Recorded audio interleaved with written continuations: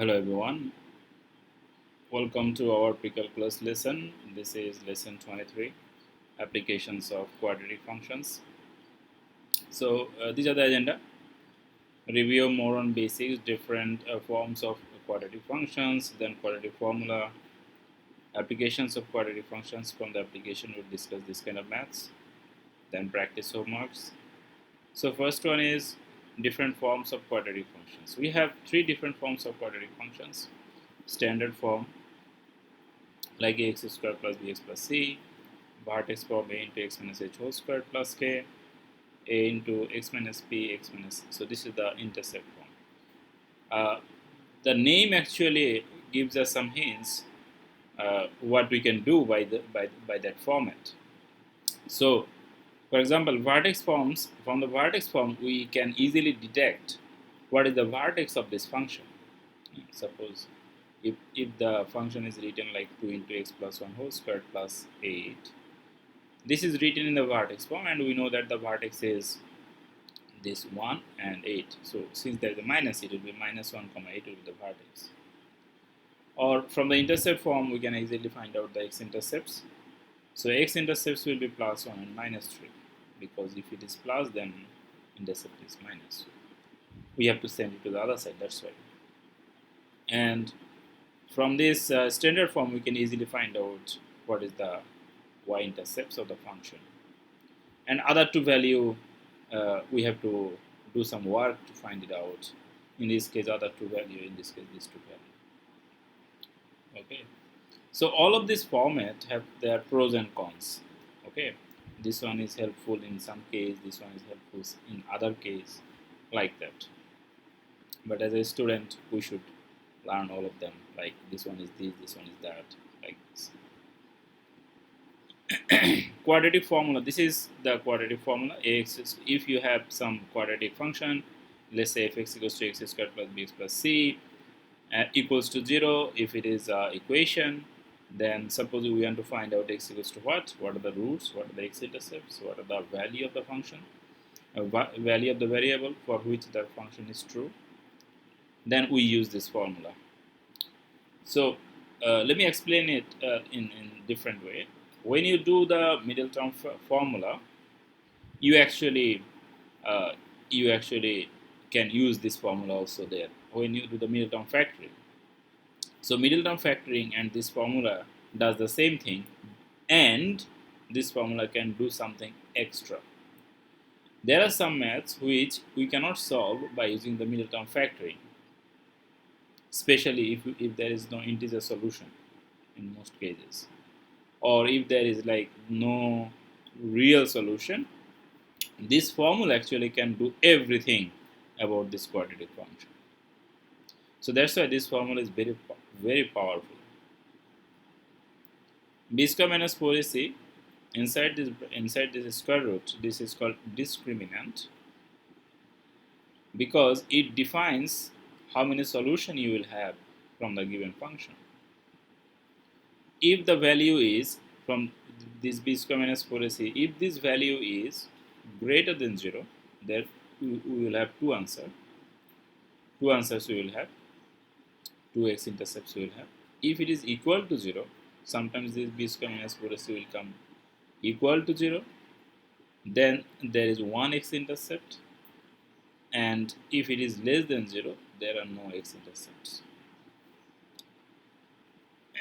The reason why if it is less than 0, because you can see if it is less than 0, then it's square root of negative number, which is undefined. That's why. That is the reason. Now you look at this question. Fx equals to minus 3x squared plus 7x plus 12. You have a question like this. Try to factor it. Try to do the middle term factoring. You will see you cannot do it. You cannot break it to get the 7. All the possible combination, whatever you think, you will see that this is tough to find it out by using the middle term factoring. Therefore, we have to use this formula to find out the x-intercepts from this kind of question. So here you go. Just we use this formula. A means the first one. This color code. See, color A is the first value, B is the second value, C is the third value. Yeah. Oh, this is x square. With the x square, this term is A. With the x, this term is B, and this constant term is C. And we just put it here in this formula, and we get two solutions. These are the x-intercepts for this function. Okay. Now try to find out the x-intercepts of this given function. Then we will show the answers so that you can match the answer. Okay, these are the answers. And last one actually do not have any solution. Do not have because of the last condition. It will match with 5 number. That's right. Now, reading the graphs, reading the quadratic graphs of the. So look at this. This is a graph given. Vertex is -1, -1. So what is the vertex? What is the x-intercept? What is the y-intercept? What is the domain, range, increasing, decreasing? How do we find it out from the graph? Like pretty much the similar question that we discussed in some other chapters, other sections. Increasing, decreasing, same concept here. Okay. For example, from this point and this side it is increasing. We can see that this graph is increasing. And if you come from this side, you see the graph is decreasing. So that means from -infinity to up until -1 x value we have to write, it is decreasing. Then from -1 to +infinity it is increasing. Domain, for the domain, let me tell you all a trick. For the domain, for all the function of the quadratic functions, for all the math, domain is all real number. For all the math. For all the math of the quadratic function, domain is all real number.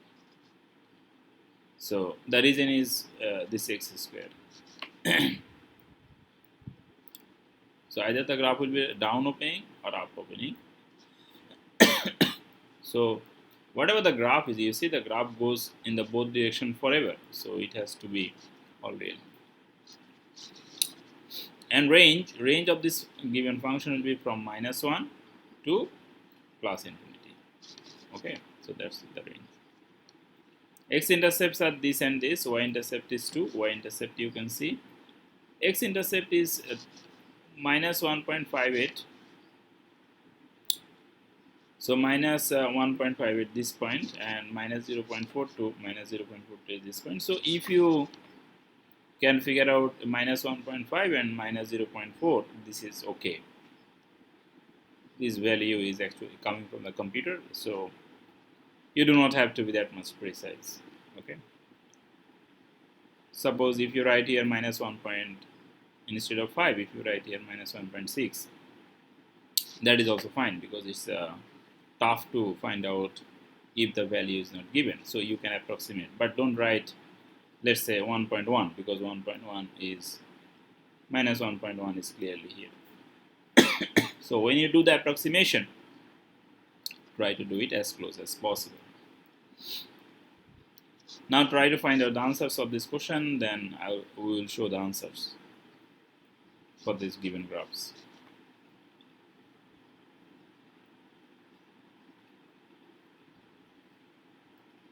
These are the answers. We can discuss if you see any problem here, okay, during the class.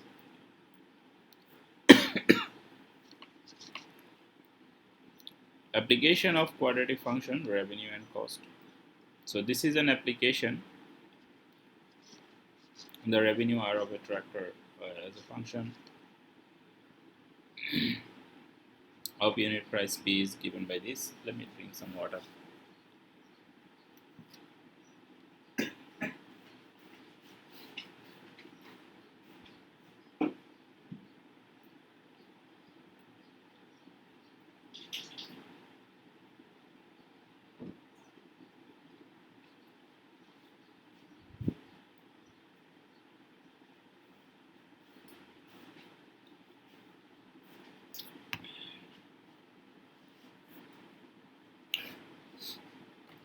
So this is a revenue function. minus half of p square plus 1900p. What unit price p should charge the maximum revenue? So look, this is a quadratic function.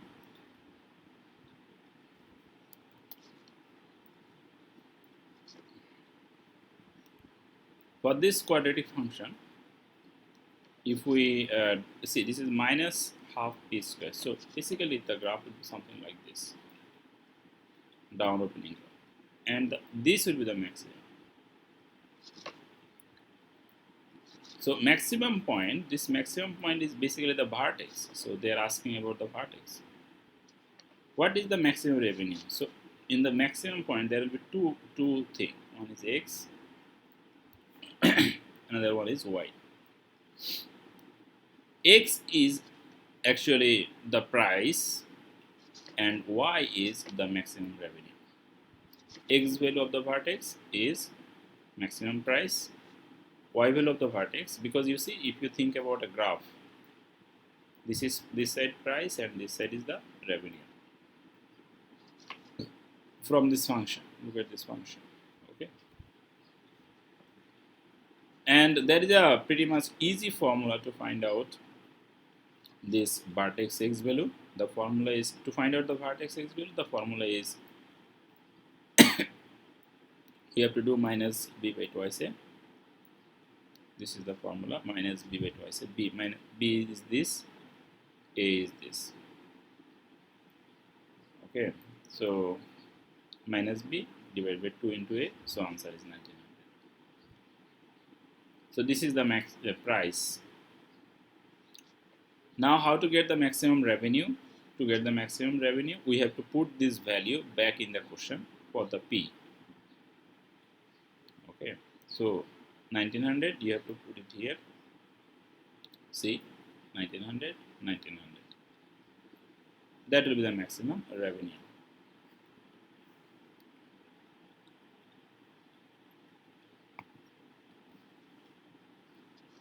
So here we used minus b by twice a formula. The answer, if we put it back in the question, we will get the y value. Similar, another problem is this. Same way, same formula, and same process here. You can do, then we will show the answers. Oops, this is the answers. You can verify it by your own also. And you will see similar another maths in the book. So this one is another similar kind of math. Revenue function is this, cost function is this. In the book it is 80 number maths, section 3.3. So you say, how many boxes must sell to maximize the revenue? What is the maximum revenue? So similar kind of question like we discussed in the last slide. That means we have to find out minus b by twice a. And if you do it, your answer will be approximately minus 119 from this question. And if you put the 119 back in this question, then answer will come this one. Same formula. Then profit function is given p of x equals to rx minus cx. What is the profit function? That means this is the rx, this is the cx. So rx minus cx. That means this minus this is done here. Answer will be this thing. See, it is given here rx, cx. So it is written that rx is first, then cx. So subtract cx from rx. What is the profit function? This is the profit function. You can already see it. See, this is 0.04, this is 0.04, same value. Okay, and there is a minus, minus. And 250, 250. Then do some subtraction from here to here, you get this answer. Again, how many boxes must the company sell to maximize the profit? Now we have to do the math from here because this is profit. A number is revenue, B number is profit math. Again, the maximum we have to find. So same thing, vertex we have to find out. So 103 box and this box. Why are the answers in part A and part C different? So part A and part C, their answer is different because part A is revenue, part C is the profit. In the revenue you have everything, profit and profit. Total sale is the revenue. Total sale is the revenue. But for a company, total sale is not the profit. They have to subtract all the expenses. Then they will be able to calculate their profit. Okay, so that's why this is less. This is their profit, and this is their total sale money. Okay, total revenue, total amount of money that they get after all their business operation. These are the things. And from this money only, so this is $564, this is their revenue, and only $175, this is their profit. So this is why, that's why it is different. The reason is, first one is the revenue, this one is the only profit. Similar kind of maths we have in the book, page number also given. So these are the, you can try to solve these maths, 76, 79, similar type of math. Okay, and there are a couple of other maths also that we will discuss in the quiz sheet preparation video, another video. So till then, thank you all, thank you very much. See you all in the class, and have a good day, everyone. Don't get scared by looking at the time. Okay, thank you all, thank you very much. Bye bye.